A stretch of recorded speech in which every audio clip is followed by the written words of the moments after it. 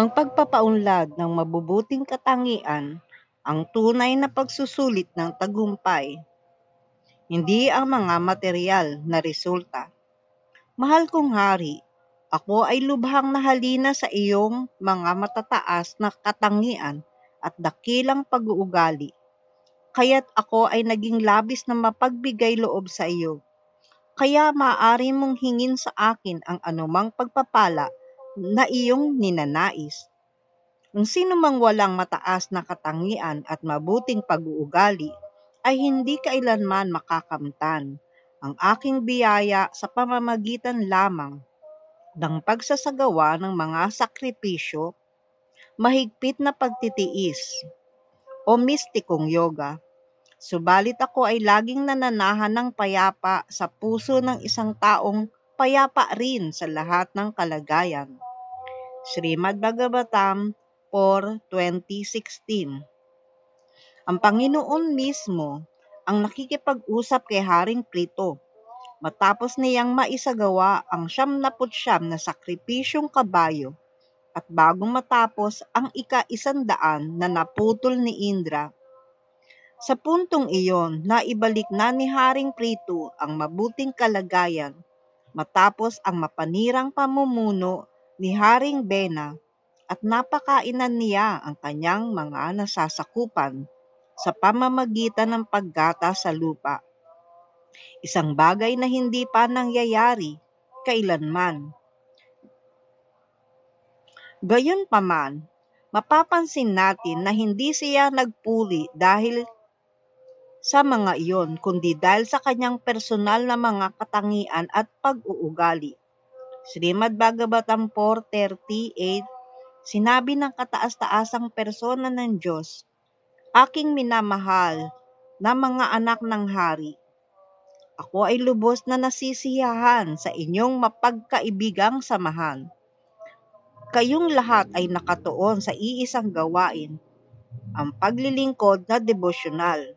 Ako ay lubos na natutuwa sa inyong pagkakaisa, kaya't ninanais ko ang inyong mabuting kapalaran. Ngayon ay maaari kayong humiling sa akin ng isang pagpapala. Madalas nating isipin na maaakit natin ang awa ng Panginoon sa pamamagitan ng mahigpit na pagsasakripisyo o sa pagkakamit ng dakilang resulta. Ngunit kung hindi rin lalambot ang ating mga puso, maaring maging maliit ang tunay na halaga ng mga ito. Madali nating makalimutan ang tunay na layunin at sukatin ang ating espiritual na tagumpay batay lamang sa material na resulta. Halimbawa, maaaring tanggapin ng isang tao ang misyon ng pagtatayo ng templo at dahil sobrang nakatuon dito, maisip niyang ang pagtatayo ng templo kahit na hindi tamang paraan ang siyang pinakamataas na layunin ng kanyang buhay. Sa paglilingkod kay Krishna, lumalambot ang ating puso at nagiging mabungang lupa para sa binhi ng bhakti. Habang ito ay lumalago, lalo pang lumalambot ang ating puso at nagdudulot ito ng mas mabuting personal na katangian at ugnayan sa kapwa, mga Vaishnava. Habang lumalago ang ating pagmamahal kay Krishna, mas gumaganda rin ang ating paglilingkod at maaring magbunga ito ng ilang panlabas na resulta. Ngunit ang tunay na layunin ay matutong magmahal kay Krishna, hindi ang makamit ang anumang material na tagumpay. Kung maglilingkod tayo dahil lamang sa paghahangad ng kasikatan at pagkilala, hindi ito magiging kasing kalugod kay Krishna gaya ng paglilingkod ng isang mapagkumbabang deboto na tahimik na gumagawa ng payak na paglilingkod at binabago ang kanyang puso. Si Panginoong Vishnu ay labis na nalugod sa mabuting ugali at pag-uugali ni Maharaj Prithu at inalok sa kanya ang isang pagpapala. Tahasang sinasabi ng Panginoon na ang paggawa ng malalaking sakripisyo o pagtitiis sa mistikong yoga ay hindi siya lubos na nalulugod. Siya ay natutuwa lamang sa mataas na ugali at pag-uugali. Sino mang nakapagpaunlad ng dalisay at matatag na paglilingkod na devosyonal sa Panginoon ay nagkakaroon ng kanyang orihinal na mabubuting katangian bilang kaluluwa. Ang kaluluwa bilang bahagi ng kataas-taasang persona ng Diyos ay taglay ang lahat ng mabubuting katangian ng Panginoon. Kapag ang kaluluwa ay nadungisan ng material na mga katangian, siya ay tinutukoy na mabuti o masama, batay sa material na pamantayan. Ngunit kapag siya ay nakalampas sa lahat ng material na katangian, kusang lumalabas ang lahat ng mabubuting katangian. Ang mga katangian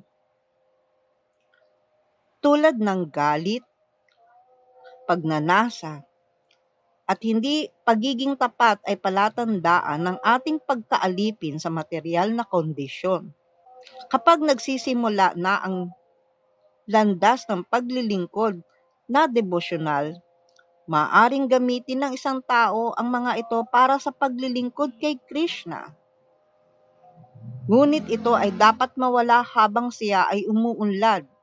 Subalit kung mahulog tayo sa kaisipan na ang layunin ay nagpapawalang sala sa paraan, maaari tayong magpatuloy sa pagtutok sa material na layunin nang hindi pinauunlad ang tunay na mga katangian ng Vaishnava. Ang mga katangiang ito ng isang deboto na 26 ang bilang ay ang mga sumusunod. Mabait sa lahat, hindi nakikipagtalo sa sinuman, matatag sa ganap na katotohanan, pantay sa lahat, walang kapintasan, mapagbigay, banayad, malinis, simple, mapagmalasakit, mapayapa, lubos na nakatuon kay Krishna, walang material na pagnanasa, mapagkumbaba, matatag, may disiplina sa sarili, hindi kumakain ng labis, matino, magalang, mapagkumbaba, seryoso, maawain, palakaibigan, makata, bihasa, tahimik. Nalulugod ang Panginoon sa pag-unlad ng mga transcendental na katangian ng kaluluwa at hindi sa mga huwad na pagsasagawa ng mga sakripisyo at mistikong yoga. Haribol!